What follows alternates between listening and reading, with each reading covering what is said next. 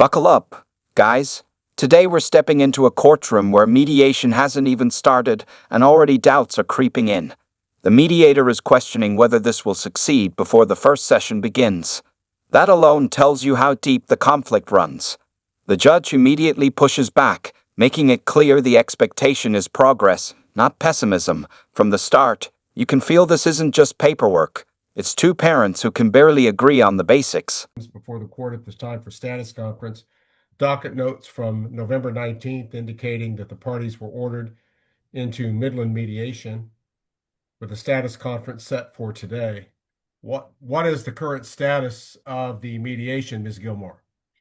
Your Honor, I can tell you that my client reached out to Midland Mediation to schedule his appointment. He returned the required documents. I believe that the respondent has also done that, but I think a question has arisen from the mediators about whether it's likely to be successful. So they wanted to see if the court wanted the parties to proceed to mediation or to use some other form of alternative dispute resolution, like domestic conciliation or something similar, is my understanding of what they told my client. But he has returned all of his required documents.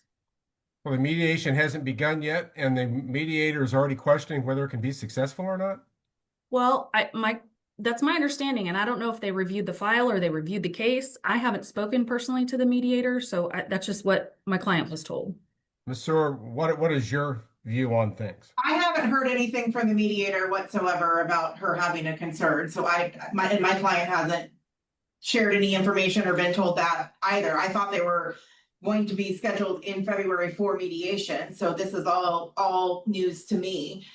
So I can follow up with the mediator and see why she's saying that, but she hasn't received any pleadings or any paperwork from me. I don't think she'd have access to the court file. So unless Dad said something to her as he was talking to her to schedule, or maybe from the paperwork they submitted, I don't know. This is news to me. Judge, my client is just informing me that I believe that the mediator is willing to meet with them, and told the family that told my client that she has an opening, but not until February 11th. He has no issue with going to mediation. There was a kind of a pause or a question about whether. Now the temperature rises. The mother's side drops a serious claim. She had no parenting time from December 24th to January 16th. Nearly a month without seeing her child. That's not a minor scheduling hiccup. That's an emotional bombshell. The request for make-up time sets the stage for a fairness battle. Was this an innocent calendar conflict, or something more calculated? The courtroom is about to find out. It would be successful. No, we go into these with the idea that it's going to be successful.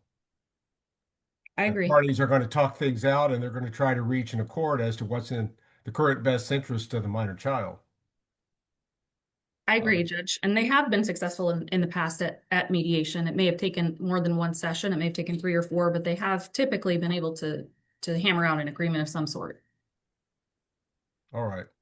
Well, mediation remains the court's direction in this case.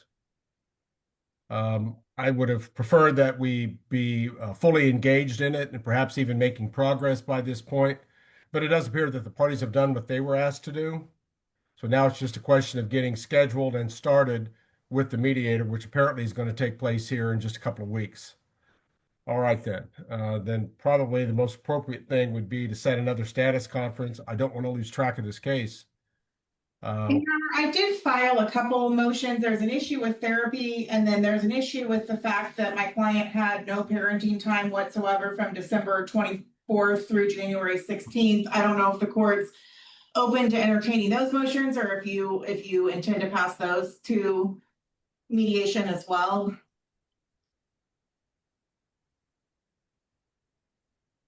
So during the Christmas season, Mr. Hunt didn't have, Mr. Hayes, excuse me, didn't have any parenting time? No, my client didn't have parenting time from December 24th through January 16th. She had a few days right before the Christmas holiday, but then he had the second chunk of the holiday. Then instead of resuming her every other weekend, the very next weekend, he said that was also his weekend. And so she didn't have the child at all for almost a month. And so I think she ought to have a weekend to make up. It's just not fair how that played out, or how he interpreted the order to her, not Because this is where the narrative shifts hard. The father's attorney fires back, arguing this wasn't denial, it was enforcement of the order. We hear about prior misunderstandings, Halloween disputes, and repeated misinterpretations. The message is clear. This isn't a one-time issue, it's a pattern. And when patterns show up in custody cases, judges start paying very close attention. Credibility is now quietly on trial. seen the child at all, and he didn't let her have the child, like any parenting time whatsoever during that almost month time.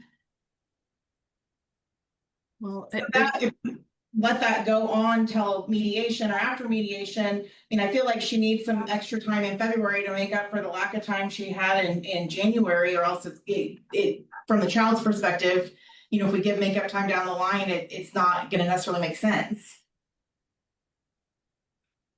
Ms. Gilmore? Well, Judge, first of all, there's been a consistent issue in this case with mother and her grandmothers talking directly to the child about the schedule, about when she's going to be with mom, when she's going to be with dad, when she's coming back. And sometimes it happens that mom has misinterpreted the order. That happened in Halloween. There was a dispute over parenting time in Halloween. This specific Halloween, it was dad's weekend, but it was mom's Halloween. And instead of mom returning the child to dad like the order said, she kept the child that weekend. There have been other issues like that. What she's talking about the Christmas holiday is that they had their every other weekend regular parenting time until the school break. When they started the school break, mom had the first half of Christmas break. Dad had the second half of Christmas break. There was an argument and a disagreement there even about the parenting time because mom thought that she got all the way until I think December 26th or 28th, which was not the case. The order was very clear. She got Christmas Eve, he got Christmas Eve night and into Christmas Day. There are family wizard messages that evidence this, that go back and forth where my client is trying to explain to her what the order says. She disagrees with him. My client said, look at last year. She picks bits and pieces of the order that work to support whatever her issue is or whatever her position is, and she ignores the other parts of the order. And that's what happened here. She wanted to go back to the every other weekend parenting time immediately when January 1st or 2nd hit, but school didn't start again until January 5th. So therefore, that was the reason for the long period in between her parenting time. It wasn't that dad was withholding the child. And when this disagreement arose the last time, my client, even though he felt like it was his weekend, met mother when she sent an Our Family Wizard message to him saying, hey, I don't know what happened, if you forgot or what. He's like, what are you talking about? This is my weekend. But nevertheless, he met her. He was going to go ahead and let her take the child for the weekend, even though they disagreed about whose weekend it was. And when they just said anything to the mother in a Walmart parking lot, she just exploded. She got out of her car. She was just yelling and screaming into the car with the child present. And so my client tried to de-escalate the situation and drove away. Mom then called the police, who contacted my client, who said, read the order, told the police to look at the court order. And no further action was taken by the police because it was my client's weekend. So this is an ongoing issue where there's a disagreement about what the specific dates are, and particularly that happens with parenting time. So I think the remedy to that is in mediation. Instead of saying mom gets Christmas, dad gets Christmas Eve, would be to specify the dates when you're looking at a calendar. For example, the school calendar gives you all the way through the end of the year. So dad gets... Now we get to the Walmart parking lot incident. And this is the kind of moment judges remember. An attempted exchange turns into yelling, accusations, and police involvement, all allegedly in front of the child. The father claims he tried to de-escalate and drove away. Police reviewed the order and took no action. If true, that's powerful. In custody disputes, how parents behave during conflict often matters more than the conflict itself. It's, January 20th to the 26th. Mom gets the 26th to the 31st. Those dates would probably be immensely helpful to these parties, particularly because it seems to be a continuing ongoing issue with the misinterpretation of who gets what parenting time. So my client was going to be the bigger person and let her take the child anyway until she acted in that manner. She then sent him an Our Family Wizard message and was saying she didn't know where the child was, and that's what she's filed in her motion. She didn't know where Paisley was, if she was at home alone. Paisley was in the car, and it's incredibly concerning that she didn't see Paisley in the car with my client's infant child, who was also in the car. So I'm not sure what the answer is here, but my client's not purposely denying her parenting time like she seems to be suggesting to the court. Ms. Gilmore, actually, actual dates for various special periods, such as holiday or Christmas periods, are going to vary from year to year. Are you saying that you'd need some structured, multi-year, specific date program set forth into some future order to make these things work? Well, I think maybe not specific dates, but if they say, instead of saying the first and second half of Christmas break, that seems to be confusing to folks. And then when you restart the parenting time the following year, whether it starts, you know, whoever ended the Christmas parenting time, then does the other parent get that first weekend and it restarts over, or does it continue on the same rotation as the prior year? That seems to be the confusion here. Because my client, they looked at the calendar, okay, this person had that weekend before the parenting time, and this is where we should be. Or maybe they work together jointly to determine that schedule. Because the judge steps in with clarity and a hint of impatience. He explains that most couples don't struggle with dividing holiday schedules. It's math, not mystery. Holiday time overrides regular weekends, and rotations resume afterward. Simple. His tone suggests this shouldn't have escalated to this level. When a judge starts simplifying things publicly, it often signals that emotional arguments aren't outweighing the written order. Every year by maybe June 1st, they determine what those dates are going to be. I don't know what the answer is, but that seems to be the continuing issue revolves around holiday parenting time and the restart of parenting time weekends after an extended holiday period. And if I can. Most couples don't have this problem. Sure. As long as it's clear from the order how you define how the holiday period starts and how it ends, and then dividing it in half, it really isn't that tough. You like divide it by 2. And I'm not trying to be condescending here, but like I said, most couples do not have this issue. Furthermore, the court has a standing policy, and I think it's almost across the board, that special periods override a normal weekend schedule. So simply they're replaced by whatever special schedule is then in effect. But the holiday rotation doesn't change. It just simply resumes as it's supposed to at the end of the special period. I understand that. In the way that it fell, then he had the second half of break, which included the first weekend in January. Then instead of resuming the every other weekend the next weekend, he wouldn't do that. So that was his weekend. And I agree with Lacey Gilmore that it doesn't say, the order doesn't say, do you then resume the every other weekend as, whoever didn't have the weekend before. So I'm not saying he necessarily violated a court order. I think there is some things that are a little bit unclear, but the way that he interpreted it made my client not have parenting time for almost a month with a child that she lives very, very close to. And so all I'm saying to the court is, can we just make it right to her moving forward with an order today, and then we can fix the Christmas hopefully for next year so this doesn't happen again. What do you mean right to her? Say that? You're asking the court to make it right to her. Sure. What I asked for was for her to have one of his weekends in February so that he's had almost a month with the child, because he has primary residency, so he also has the weekdays with the child, and give her 3 weekends in a row. So that will somewhat help make up for the length of time that she didn't get to see the child. He'd lose a weekend, but he still would have all the weekday time. So at least then there would be, she could demonstrate to the child that she's involved, she wants to see the child, and it would be a little bit more of a fair outcome for February, since January was not fair. And then we can just do that for this year and then fix things moving forward. Ms. Gilmore, what's your client's position on that? Judge, she agreed to that schedule when they went to mediation or domestic conciliation before. She could have looked at the calendar and saw, this means I'm going to have 3 weekends without my child. We got here to where we are with my client being the primary parent because mom has, for extended periods of time throughout this child's life, been voluntarily absent or uninvolved. That's how we got here.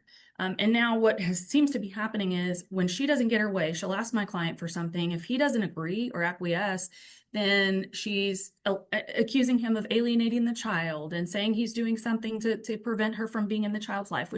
Now comes the direct ask. Give the mother 3 weekends in a row in February to make it right. It's framed as fairness, as emotional balance, as something that helps the child reconnect. But the underlying implication is that the father did something wrong. This is a pivotal moment, because if the judge agrees, it reshapes the schedule. If he doesn't, it reinforces strict adherence to the order. The case. That's just how the calendar fell.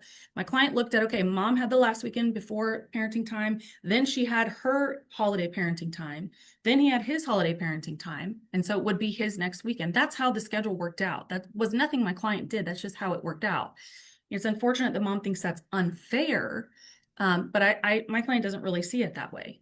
He was amenable to giving her a weekend that really wasn't her weekend, but based on her attitudes and behavior in front of the child, he didn't feel like that was appropriate. And in conjunction with them discussing the case with the child, discussing the scheduling with the child, my client is not comfortable and thinks that that's something that should be addressed in mediation when they're able to discuss the issues more in depth. And Your Honor, my client doesn't discuss the court order or court or motions with the child, but the child does ask my client because the child wants more time with my client and doesn't like not seeing her mom more often. She will ask my client at the end of parenting time, when is the next time that I get to see you? And they do sometimes look at the calendar so that the child has the concept of when the next time I'm going to see you is. So my client doesn't talk court order or court with the child, but when the child does say, when is the next date that I will see you? My client does answer that question. So I think that's not being, that's being mischaracterized. My client also has a different version of what happened on January 9th, but she didn't even think the child was present at this exchange. Because here comes the ruling. The judge makes it clear. If the father followed the rotation, he was entitled to that time. Could he have made an accommodation? Maybe.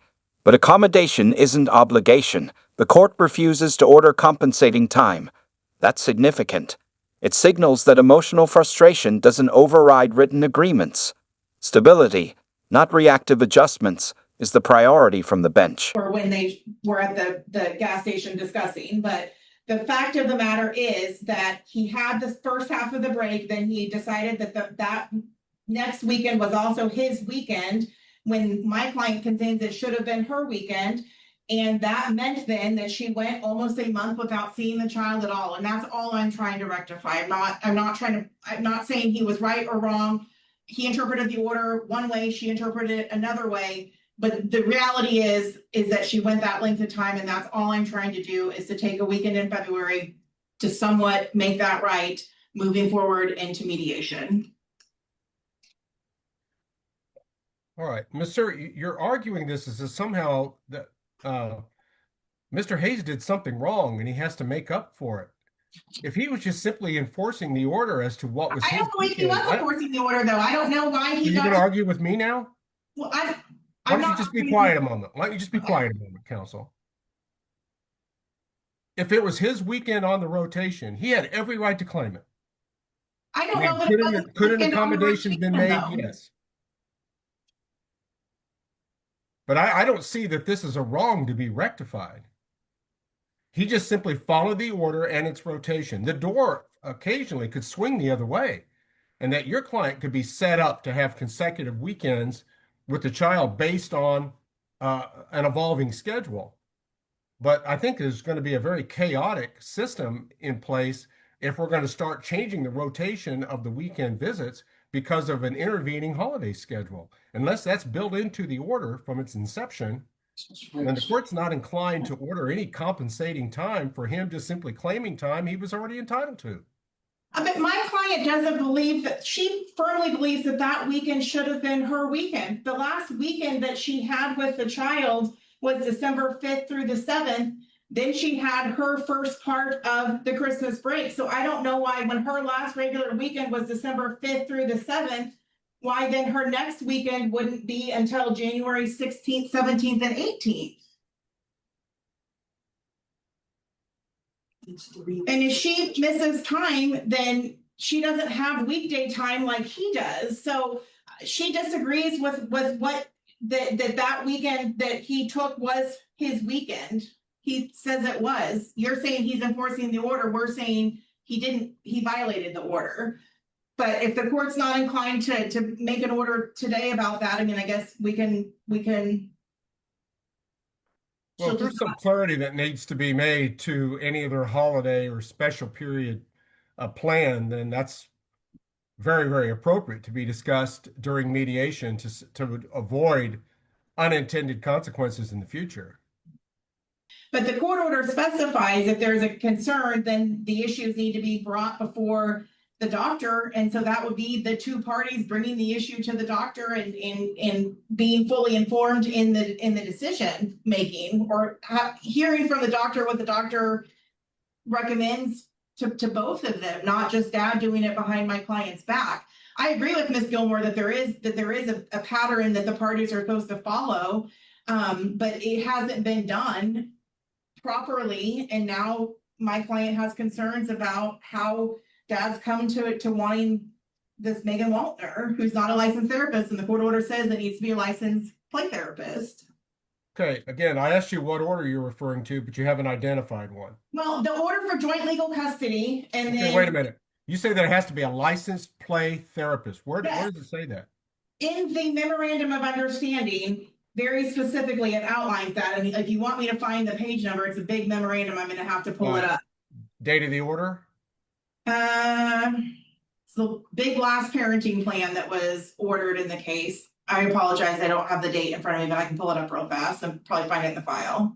Judge, it's listed in the agreed domestic conciliation recommendation, the most recent one that was filed with the court. It is on page 20 of that recommendation, and it is paragraph 6 that discusses change in therapist. And what it says is, should a change of therapist for PH be needed, the following standards to be used.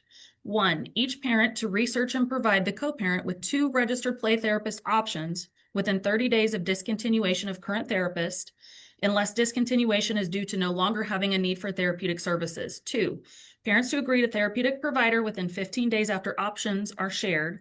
3, if either parent does not provide options to their co-parent via OFW within 30 days of the start of the new provider process triggered by the end date of therapy, the parent who has found options has the ability to move forward with the new provider. 4, the parents agree to a new registered play therapist for PH.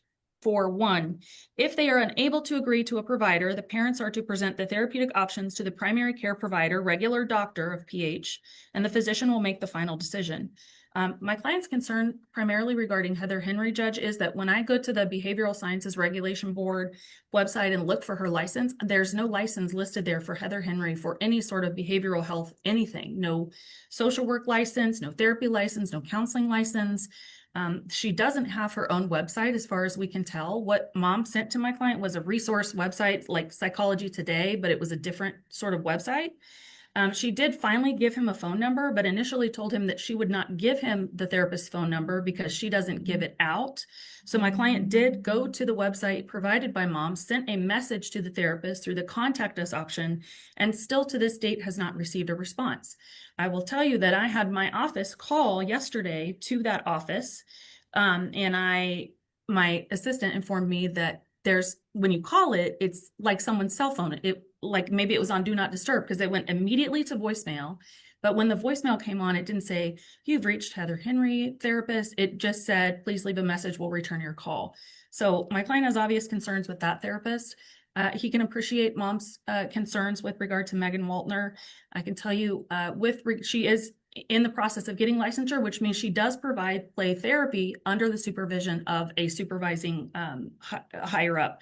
Additionally, there was no appointment with the doctor where this happened. These options were just sent to the doctor saying this is the parenting plan requires the physician to make a determination between the therapist presented by the parents. Here they are. There was no conversation. There was no discussion. There was no, this is my therapist. This is mom's therapist. That simply didn't happen. It wasn't an appointment.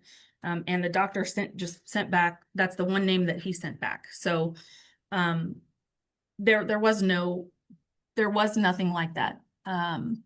When you say he sent back, was this by email? I think it's in the portal. There's a parent portal Okay. or a phone. It was a phone call. My client's informing me it was a phone call. He just called back and said, here's the name. Or his office did. It wasn't even the physician that called him back. So,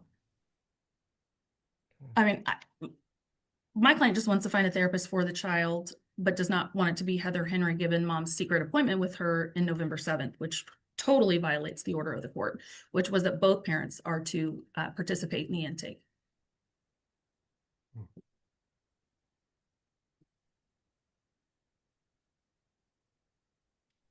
Well, it would appear that the court should follow the lead of the primary care physician, and if the primary care physician, based on their knowledge of available community resources, chooses or at least designates this person, this Megan, as an appropriate play therapist, even under supervision, why would this court quarrel with it?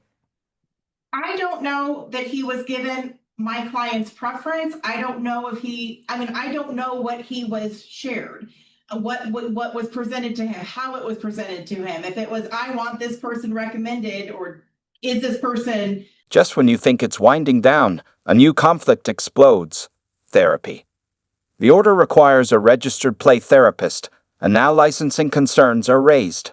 Phone numbers, websites, credentials, everything is questioned. One parent says the other acted behind their back. Suddenly, trust becomes the real issue. This isn't just about picking a therapist. It's about control, transparency, and who gets to steer decisions for the child. I mean, so without knowing how it was presented, my client is very uncomfortable with it. I don't know if he was given Heather Henry as an option. I don't know if he was pushed to say this person is a good person. My client wasn't involved in the message at all. She wasn't copied on the message. She wasn't told ahead of time that he was going to be reaching out to the doctor. But if the parties both agree that play therapy for this child is necessary, why don't we just get this started? I had 3 appointments. 3. I know. I mean, my client would just prefer to be with someone that she feels comfortable with and that she thinks will be a good fit. But I understand it needs to start, hence why I'm here asking you. But I think just because he doesn't trust who she's picked, now we're wanting her to trust who he's picked, and there's not a lot of trust in this relationship. Well, unless there's been material misrepresentation made in this court this morning, he didn't choose. Apparently, he presented names to. Because the dispute deepens. The father's side argues the primary care physician made the final choice, as outlined in their prior agreement. The mother questions how that decision was communicated and whether she was properly included. The judge cuts through the distrust with a practical view. When parents can't agree, a third party must decide. The procedure was set. The doctor chose. Now it's time to act. The doctor and the doctor chose. I don't know if that's the case or not, because my client wasn't involved in the communication. The officer of the court has represented that. Well, I think you touched on the stark reality here. Neither parent is going to agree on a play therapist chosen or which the other parent is comfortable with. So ultimately, it needs to go to a third party to make the decision. I think that they set up a procedure in prior negotiations to allow the primary care physician to make the choice, and that choice has been made. This court has no reason to oppose it at this point, and the court will order that the primary care physician's directive be followed and that the parties at least initiate or at least try a play therapy with this individual.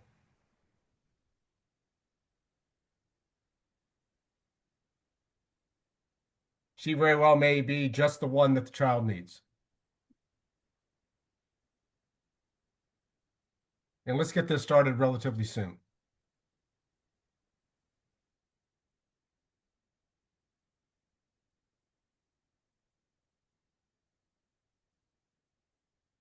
I think the contention that we've shown on relatively minor issues this morning underscores why this child very well may need therapy.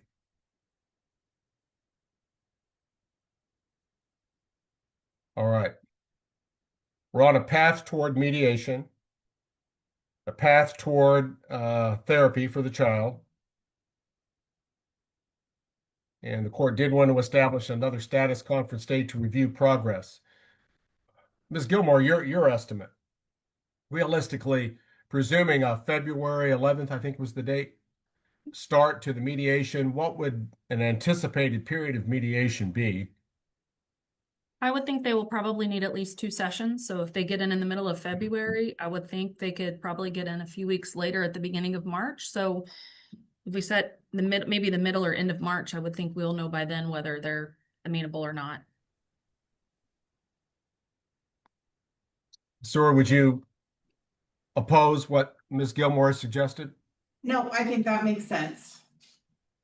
All right, your availability on Monday, March 30? Counsel? I'm available all day that day.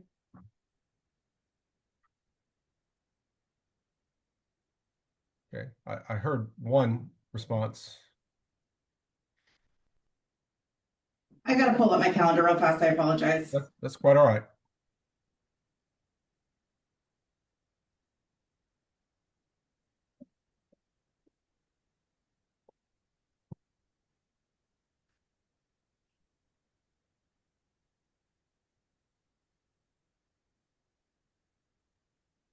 I'm free anytime after 9:30.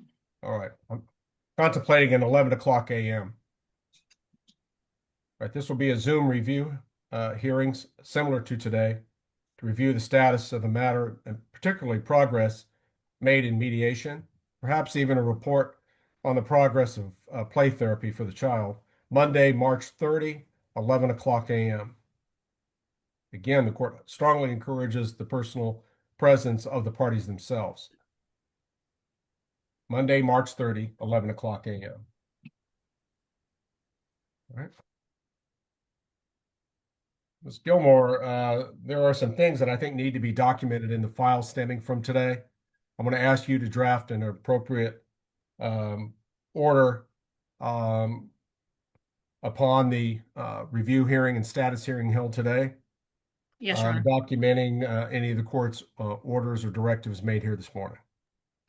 Your Honor, would you like that order to document that mother left the hearing in the middle of it? Or- She's still here. She's in the room. She's just pushed her chair back a little bit. She's Okay. here. Okay, that's So fine. no. Okay. So no. Okay. And if you'll get that circulated as soon as practicable under the circumstances, Ms. Gilmore. I will. Thank you. Okay. All right. Is there anything else we need to address today? No, Your Honor, thank you. All right. Ms. Gilmore? No, Your Honor. Thank you. Very well. And at this time then, this matter will currently be in recess and this meeting may be ended for all. This is where it all settles. The judge orders therapy to begin and emphasizes that the conflict shown today may be exactly why the child needs it. Mediation is set, another review hearing scheduled, and both parents are urged to move forward. No dramatic punishment, just structure and accountability. Sometimes the most powerful ruling isn't loud, it's firm and steady. If you found this breakdown insightful, make sure to like the video, subscribe to the channel, and we'll see you in the next one.